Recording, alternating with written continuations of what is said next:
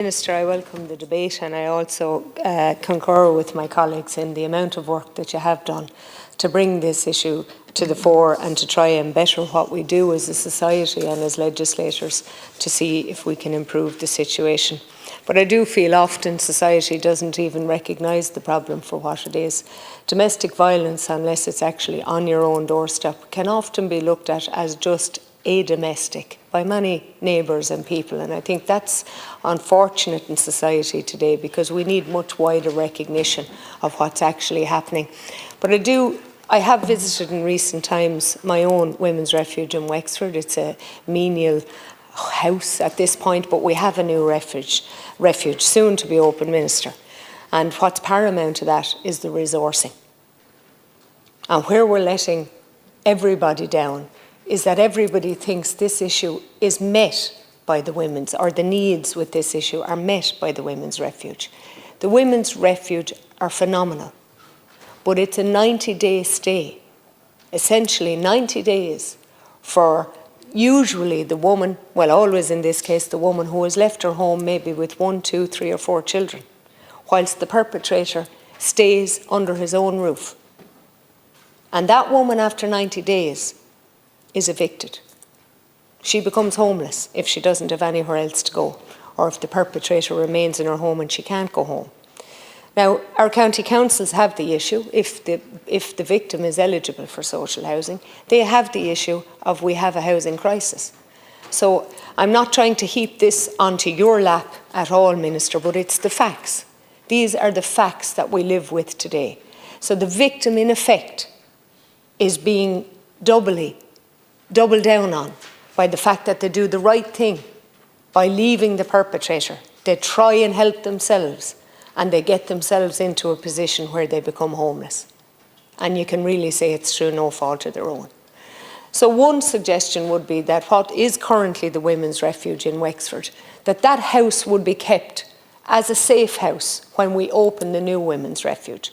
That might be a step-down facility, Minister, for where the women's refuge can continue to deliver support to the parent and to the children, because there are huge child welfare concerns here. I mean, what's the point in providing women's refuge for 3 months and effectively turning them back out into society without any help or support?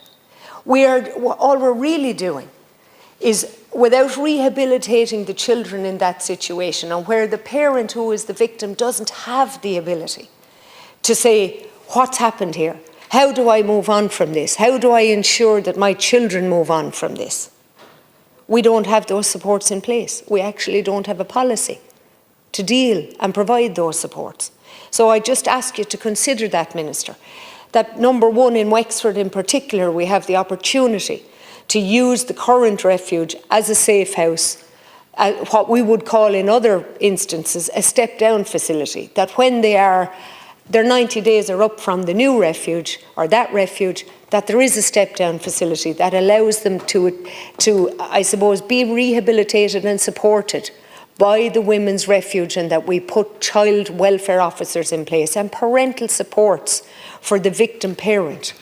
Or that they might even be there long enough for the court system to go through, whereby the perpetrator is, if needs be, removed from that home and it's given back. Because as a society, I'm not sure that we can continue to do things this way. As my colleague Breed Smith said, the perpetrator seems to have all the rights here, the property rights, everything.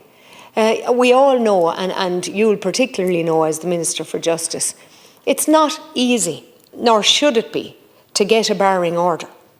But in instances where domestic violence has been proven, that should become a lot easier, and we should, as a society, be looking at removing the perpetrator until such time from the home, until such time as we can facilitate, as a family, the children back into their own home, where they have the best opportunity to stay with their friends and to stay within society as they know it, and to be rehabilitated into or outside of the domestic violence sphere. And I think that's paramount to how we move forward, because it's pointless providing the refuge if the rest of the supports are not in place. I think you'd agree with that. That is where we need to go. And we have a long way to go, but it's not a criticism. It's to ensure that Cuan, as you've set up and launched in February, are resourced and not hamstrung by being able to deliver the resources and the funding that's required for these services. Many of our services are failed services. We have CAMs which have huge recruitment and retention issues. We have the CDNT which are the same. There's no real service being provided because of the lack of actual supports to the staff, and as a result they leave in their droves. We don't want to see the same happening within our women's refuge. It's going to cost a lot of money, Minister, and I don't want to see scrimping and scraping where the victim is made to be victimised all over again because of a lack of resources. And I think that we have got to look at the child welfare element of gender-based violence. And we have got to look at how we support the victims and nurture them, not punish them, but nurture them back into living in society as what we would all contend to be a normal life, living without domestic violence or without intimate partner violence. And that's paramount to how we move on. Because I witnessed firsthand where a victim, a mother of 4 children, whose children were taken into care because her time was up, she was going to be homeless and she was going to return to the violent partner, who was on bail for domestic violence. The Gardaí's response was, he won't come in. He won't come in. They were asked why they wouldn't arrest him. Their answer was that they were waiting for the armed response unit. Now, that's a damning indictment on where we are within the Garda force. Again, Minister, I'm not actually having a jibe at you. I'm telling you what the reality of it is. If the Gardaí are not prepared to go out as a frontline service and arrest someone who could ultimately is the perpetrator of domestic violence but could be actually brought in for much worse and isn't, we have a problem within our prison system, within our Garda system.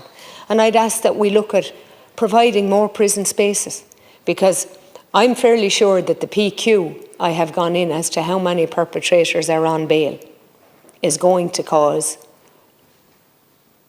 a great discussion in itself. So we're letting the victim down on all fronts. Gardaí are not prepared to go out and arrest someone who has been the perpetrator of very grievous domestic violence, and the victim is being told she has nowhere to go, resulting in her having to return to the perpetrator who should be in jail. And that is a vicious circle for where we are today with domestic violence. And I think ultimately the 4 children who have been put in care because of the situation, we're letting them down entirely, all of us, the whole of society. This is not just gender-based violence.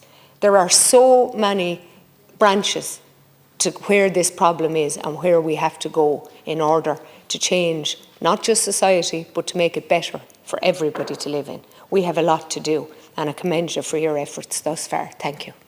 Thank you, Deputy.